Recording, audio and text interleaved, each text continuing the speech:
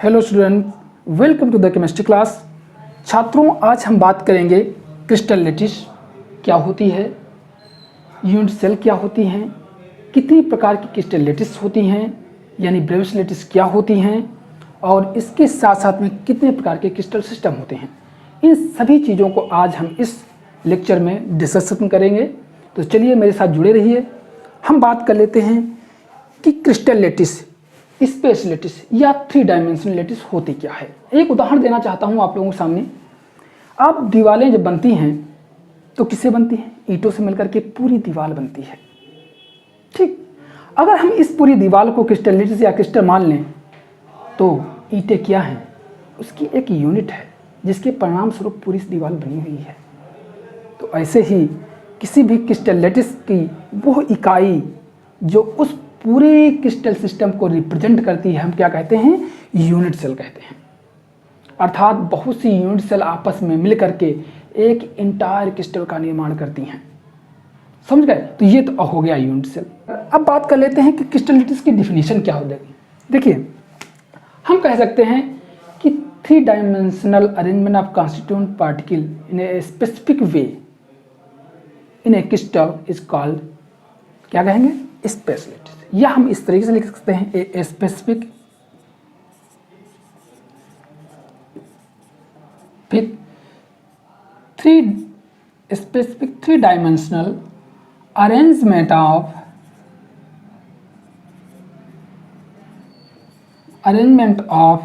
constituent particles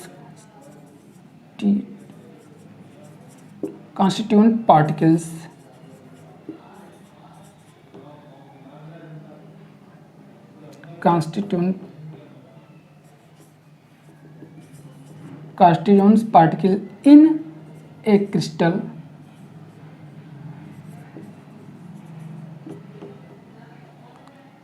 is called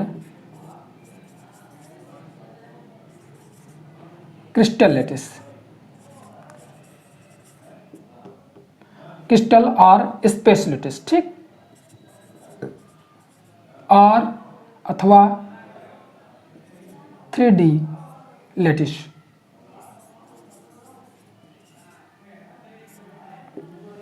समझ पाए कि नहीं? यानी specific 3D arrangement of constituents particle in A crystal is called crystal lattice, space या 3D लैटिस भी कहा जाता है। अर्थात अवयवी कणों की 3 डायमेंशनल व्यवस्था को हम क्या कहते हैं? क्रिस्टल लैटिस कहते हैं। ठीक, ये हो गया क्रिस्टल लैटिस। अब क्रिस्टल लैटिस तो आप जान गए। एक समझिए, यहाँ पर उदाहरण तौर पर हमने फिगर बनाया है, समझने की कोशिश करिए। ये पूरी क्रिस्टल लैटिस है। ठीक, ये पूरी क्रिस्टल लैटिस है जिसमें बहुत यूनिट सेल आपस में जुड़ी हुई हैं, और एक प्रकार की क्रिस्टल लैटिस में एक ही प्रकार की यूनिट सेल पाई जाती हैं। यूनिट सेल उस क्रिस्टल का प्रतिनिधित्व करती हैं, अर्थात और इस प्रकार धरती पर अब तक टोटल 14 प्रकार की यूनिट सेल होते हैं जिन्हें हम ब्रेविट लैटिस कहते हैं। ठीक, उसको हम अभी डिस्कशन करेंगे। पहले अब हम बात कर लेते हैं, ये तो आप समझ गए होंगे क्रिस्टल लैटिस क्या होती है। अब हम बात कर लेते हैं कि यूनिट सेल क्या होती है। अभी फिलहाल हम इसके पहले डिस्कशन किए हैं। यूनिट सेल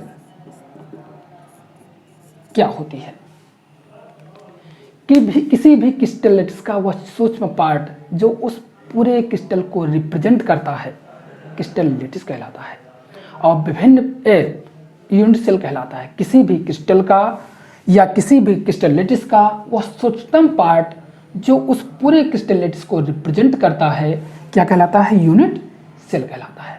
और यही यूनिट सेल विभिन्न दिशाओं में आपस में जुड़ करके एक इंटायर क्रिस्टल का निर्माण या क्रिस्टल लैटिस का निर्माण करती हैं। यहाँ पर देखिए, इस उदाहरण में हम समझ लेते हैं। आपको देखने में थोड़ा कठिनाई आ रही होगी, यहाँ पर समझने की कोशिश करिए कि ये देखिए,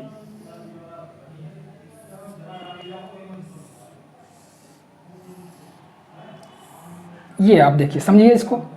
देखिए, यहाँ से ये ऐसे इस तरीके से आप पूरे इस सिस्टम को अगर आप समझोगे तो एक ये और एक नीचे से इसका जो सिस्टम बन रहा है वो इस तरीके से आ जा रहा है। ये तो और आर आपको इस तरीके से दिखेगा। ये इधर जुड़ जाइए, ये नीचे वाले का पार्ट का और ये इधर वाला का ये पूरा पार्ट, तो एक ये क्यूब और इसके सामने का यू, तो पूरा एक सिस्टम आपको ये पूरा क्या है दिख रहा है, ये से इस तरीके से प्लस ये पूरा एक पीछे से, दोनों मिलकर के ये पूरा देखिए आपको एक यूनिट सेल बना। और ये पूरे यूनिट सेल ऐसे ही इसमें पूरे रिप्रेजेंट करती हैं। ये है यूनिट सेल और ये पूरा सिस्टम जो आपका है इसमें बहुत सी हैं, तो ये पूरे सिस्टम को क्या कहते हैं, crystal lattice.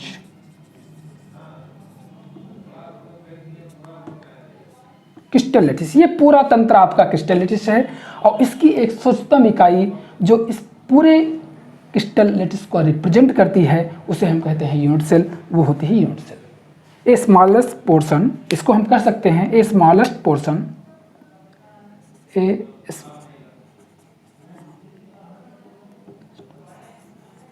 Smallest portion of lattice that represent the entire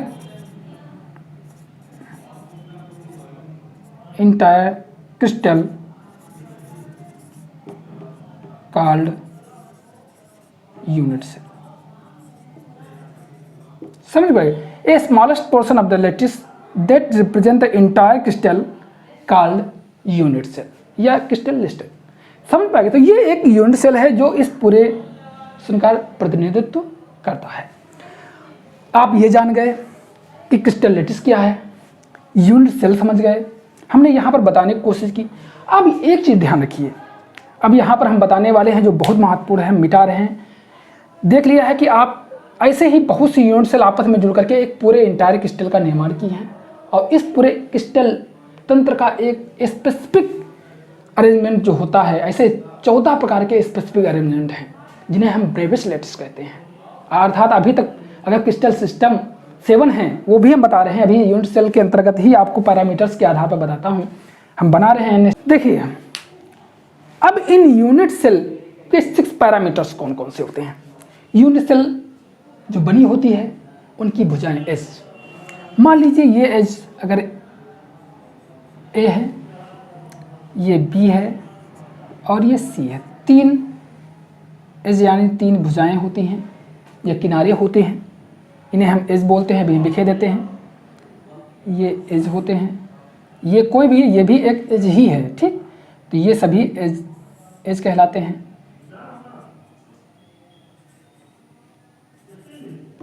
as, ठीक, इनकी लेंथ को हम रिप्रेजेंट कर रहे हैं ए, बी और सी से। इनकी लेंथ है ए, बी, सी और इसको थोड़ा बड़ा बना लेते हैं ताकि आप लोग समझ जाएं। और इनके बीच एंगल्स को आप कैसे डिसाइड करोगे किसके बीच कौन कौन सा एंगल होगा।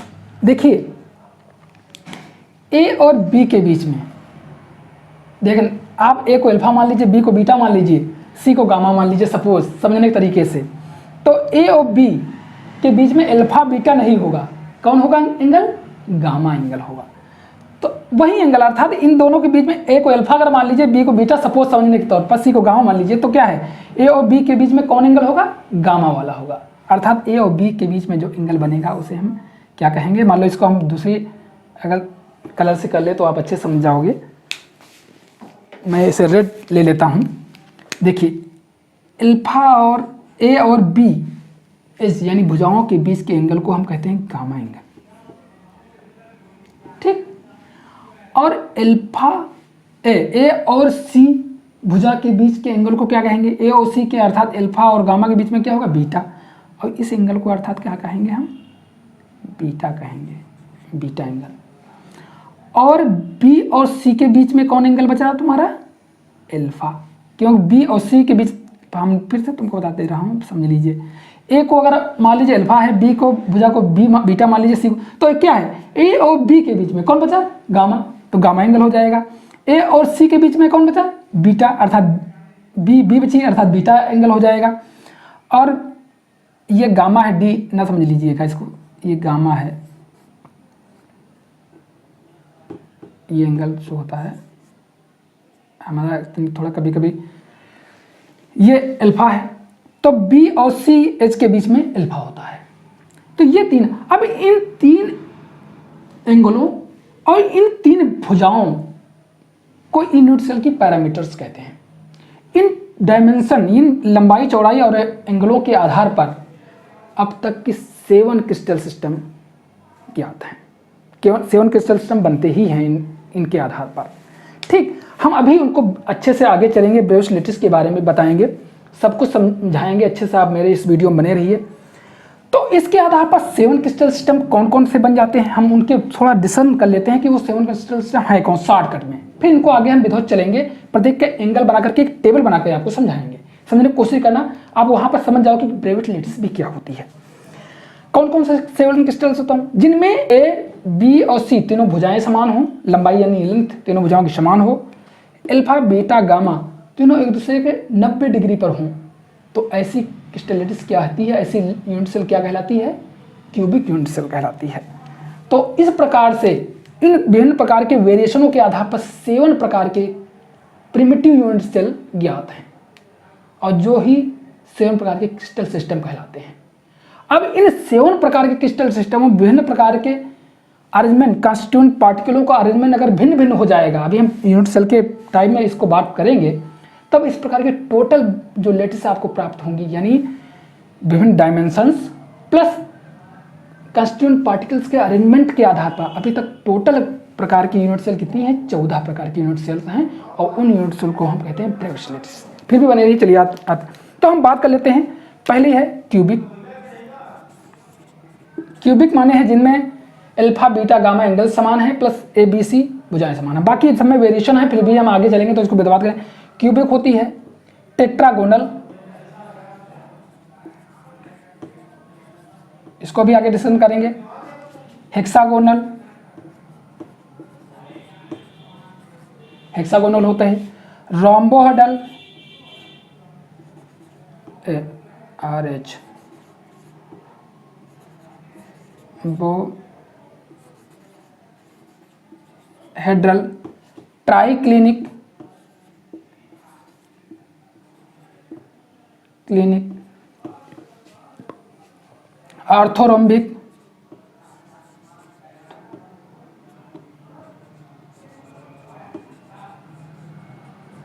आर्थोरोम्बिक, मोनोक्लिनिक। इस प्रकार ये 7 क्रिस्टल सिस्टम विभिन्न प्रकार के पैरामीटर्स, यानी जो यूनिट सेल के पैरामीटर्स होते हैं, एजेस यानी ए बी सी और एंगल्स अल्फा बीटा गामा के आधार पर ये 7 प्रकार की प्रिमिटिव यूनिट सेल्स हैं, और जिन्हें एक क्रिस्टल सिस्टम कहा जाता है। ये हो गया। अब हम बात कर लेते हैं कि यूनिट सेल होती कितनी प्रकार की है, प्रश्न ये भी है। तो इन चीज़ों को समझ लेते हैं कि यूनिट सेल कितनी प्रकार की होती हैं। ठीक, तो इसको हम मिटा दे रहे हैं, आगे चलते हैं, बात करते हैं types of unit cell. Types of unit cell,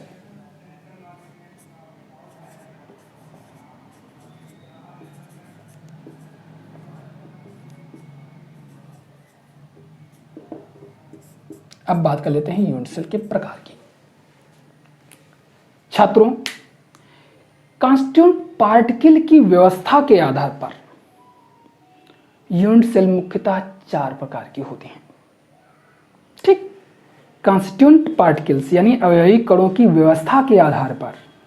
ठीक, हम डायमेंशन के आधार पर नहीं कर रहे हैं, डायमेंशन के आधार पर जो भी हम बात कर रहे थे वो क्रिस्टल यूनिट 7 प्रकार की होती हैं, जिन्हें क्रिस्टल सिस्टम कहते हैं, जो भी हम बता चुके हैं पीछे। क्यूबिक, आर्थोरोम्बिक, मोनोक्लिनिक, ये 7 प्रकार की प्रिमिटिव यूनिट सेल्स होती हैं, वो डायमेंशन के आधार पर थी। और हम बता रहे हैं कॉन्स्टिट्यूएंट पार्टिकल की व्यवस्था के आधार पर, on the basis of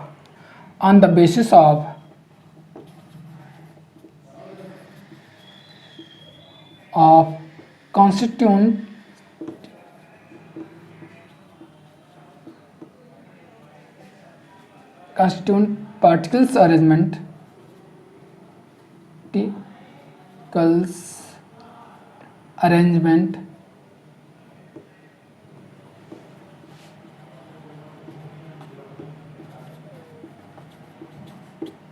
on the basis of constituent particles arrangement, the units have been classified in the 4 types.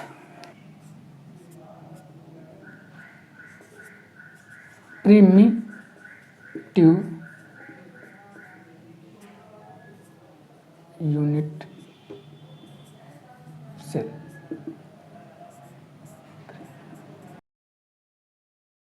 Primitive unit cells. अब प्रिमिटिव यूनिट सेल्स होती क्या हैं? अगर कॉन्स्टिट्यूएंट पार्टिकल्स यूनिट सेल की कॉर्नर्स पर पाए जाते हैं तो ऐसी सेल्स को हम प्रिमिटिव यूनिट सेल्स कहते हैं। ठीक, कौन से? अगर देखिए, जैसे मान लीजिए ये हम यूनिट सेल बना रहे हैं, समझ चलिए सभी प्रकार के यूनिट सेल हम यहाँ डिस्कशन कर लेंगे।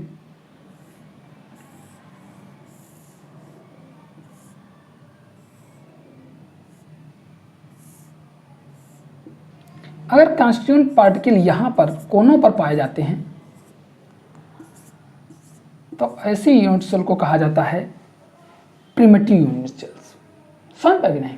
अर्थात ऐसी यूनिट सेल जिनमें कॉन्स्टिट्यूएंट पार्टिकल आर सिचुएटेड या are find to the position of corner of any unit cell called the primitive unit cells. इसको हम लिखेंगे नहीं, समझाने की कोशिश करेंगे। अगर अवयवी कण यूनिट सेल की कोनों पर पाए जाते हैं तो ऐसी यूनिट्स को कहा जाता है प्रिमिटिव यूनिट सेल। अब दूसरी प्रकार की यूनिट सेल की बात कर लेते हैं।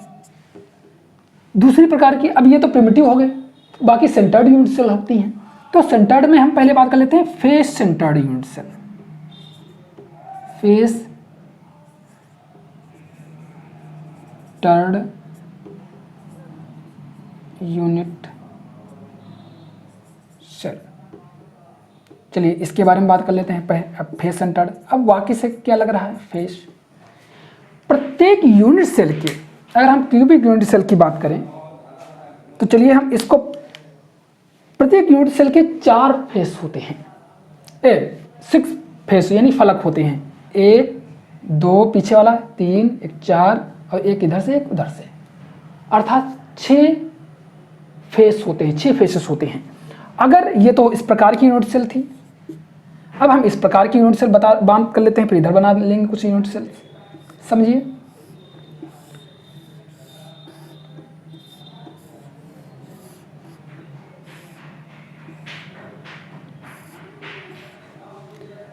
प्रत्येक कोने पर पाए जाएं पार्टिकल्स, प्रत्येक कोने पर तो पाए जाएं और इसके साथ साथ में पार्टिकल इनके फलकों पर भी पाए जाएं। जैसे उधर ऊपर से फलक कौन है? ये यहाँ पर पार्टिकल फलकों के बीच में हो।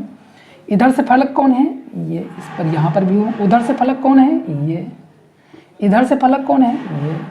और उस साइड से अगर फलक की जाए तो ये वाली फलक बनती है। तो इस प्रकार अर्थात वो फेस सेंटर्ड यूनिट सेल कहलाती हैं जिनमें कॉन्स्टिट्यूएंट पार्टिकल कोनों के साथ 8 कोने होते हैं एक यूनिट सेल में। एक क्यूबिक यूनिट सेल सिंपल था, उसमें 8 कोनों के साथ साथ में उनके फलकों के मध्य में उपस्थित हों पार्टिकल्स। तो ऐसे यूनिट सेल को कहा जाता है face centred unit, face centred यानी फलक केंद्रित। फलक, ये फलक होते हैं। इस प्रकार प्रत्येक क्यूबिक यूनिट सेल में 6 फलक होते हैं। तो ये फलक यूनिट सेल हो गया। ठीक, तो ये तुम्हारा हो गया फेस सेंटर्ड यूनिट सेल। अब तीसरी प्रकार की यूनिट सेल क्या होती हैं? Body centred unit cell.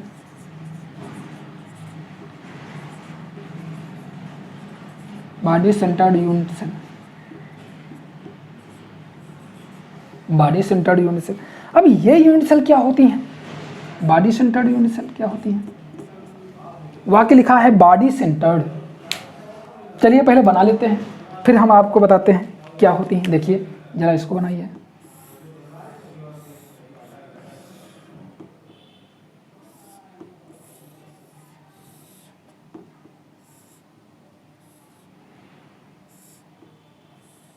देखिए ये यूनिट सेल क्या है? कॉर्नर पर तो पार्टिकल्स पाए जाएंगे ही, कॉर्नर पर तो पार्टिकल होंगे, लेकिन इसके साथ साथ में इसके बीच में, इसकी बॉडी के बीच में, जैसे हमारे पूरे शरीर के कोनों पर कुछ चीज बांध दी जाए, उसके साथ में मेरे पेट के अंदर भी कोई चीज रख दी जाए, तो ऐसे ही इस यूनिट सेल के बीच में अंदर यानी कहते भी एक पार्टिकल होता है। इस यूनिट सेल के बीच में यानी किसी चीज के बीच में, जैसे इसके अंदर रिफिल पड़ी हुई या कुछ भी पड़ी बीच में पड़ी हुई है, उसी तरीके से इसके बीच में एक कॉन्स्टिट्यूएंट पार्टिकल होता है। तो ऐसे अर्थात ऐसे यूनिट सेल जिनमें पार्टिकल कॉर्नर के साथ साथ में बॉडी के सेंटर में भी पाया जाता है, तो ऐसे यूनिट सेल को कहा जाता है बॉडी सेंटर्ड यूनिट सेल। अब चौथी प्रकार की यूनिट सेल तुम्हारी कौन सी है? End centred unit cell. वो कौन है? End centred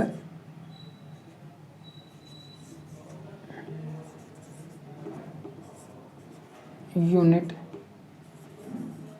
end centred unit cell क्या होती हैं? हम इसको थोड़ा इधर बना देते हैं, कोई बात नहीं। यहां पर इंड सेंटर्ड यूनिट सेल क्या होती हैं? इंड सेंटर्ड अर्थात अगर कोई यूनिट सेल के कण कोने पर तो पाए जाएं, लेकिन किसी फलक पर आमने सामने फलकों के मध्य में पाए जाएं, तो ऐसी यूनिट सेल को इंड सेंटर्ड यूनिट सेल कहा जाता है। जैसे हम इसका चित्र यहां पर बनाए दे रहे हैं, समझ लीजिए। देखिए,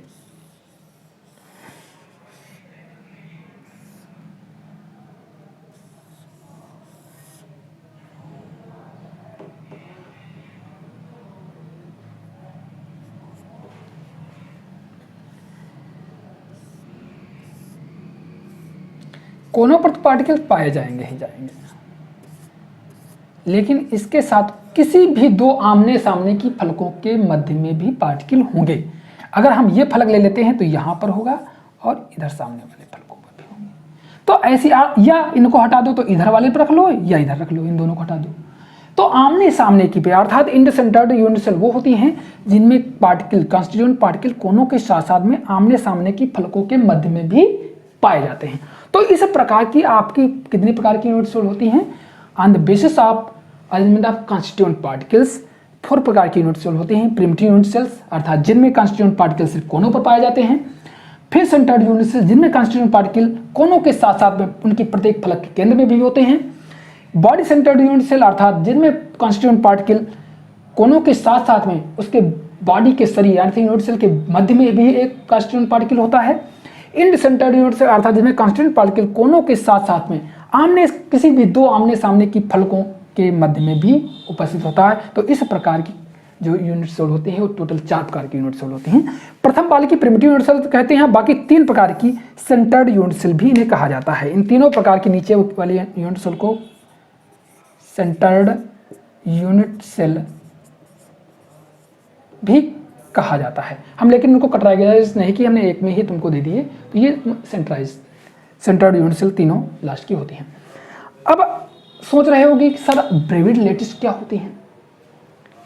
तुमको हमने बता ही दिया कि 7 क्रिस्टल सिस्टम्स होते हैं क्रिस्टल के डायमेंशन के आधार पर, और उन डायमेंशनों में अगर ये विभिन्न प्रकार की कॉन्स्टिट्यूएंट अरेंजमेंट के आधार पर क्रिस्टल्स जो यूनिट सेल्स पाए जाते हैं इनको भी इंक्लूड कर दिया जाए, अर्थात on the basis of dimensions and arrangement of constituent particle 14 types of crystal lettuce is observed, यानी खोजी जा चुकी हैं। 14 प्रकार की क्रिस्टल लेटिस खोजी जा चुकी हैं on the basis of dimension and also to be arrangement of constituent particles, 14 type की। अब उन्हें हम कहा जाता है ब्रेविस लेटिस। ठीक, अब हम एक इमेज आप एक टेबल बना रहे हैं, उसमें समझिए, और उसमें कि 7 प्रकार के क्रिस्टल सिस्टम कौन होते हैं, और प्लस प्रत्येक क्रिस्टल सिस्टम में कितनी प्रकार की ब्रेविस लेटिस पाई जाती हैं। तुमको बताता हूं कि क्यूबिक क्रिस्टल सिस्टम में 3 प्रकार की ब्रेविस लेटिस पाई जाती हैं, और ऑर्थोरोम्बिक में 4 प्रकार की, ये चारों प्रकार की यूनिट सेल पाई जाती हैं, अर्थात चारों प्रकार की ब्रेविस लेटिस वहाँ पाई जाती हैं। तो इस प्रकार टोटल 7 क्रिस्टल सिस्टम में टोटल 14 ब्रेविस लेटिस पाई जाती हैं। उन सभी चीज़ों को हम डिस्कशन करेंगे। आइए चलते हैं, एक टेबल बनाते हैं उसकी तरफ। स्टूडेंट्स, अब मैंने ये एक टेबल बना ली है आप लोगों को समझाने के लिए कि क्रिस्टल सिस्टम्स जो हमने अभी बताया था कि डायमेंशंस के आधार पर अर्थात एजेस की लेंथ और एंगल्स के आधार पर 7 प्रकार की प्रिमिटिव यूनिट सेल्स होती हैं, और जो उन्हें क्रिस्टल सिस्टम्स कहा जाता है वो क्रिस्टल सिस्टम है cubic, tetragonal, orthorhombic, hexagonal, rhombohedral या ट्राइगोनल, मोनोक्लिनिक एंड ट्राइक्लिनिक।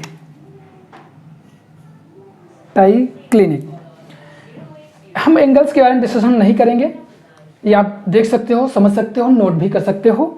अगर हम साधारण तौर पर बात कर लेते हैं कि एजेज अगर ए बी सी तीनों समान हैं और इनके बीच एंगल 90 डिग्री है, तो इस प्रकार की जो यूनिट सेल या क्यूबिक लेटिस बनेगी वो क्यूबिक लेटिस होगी।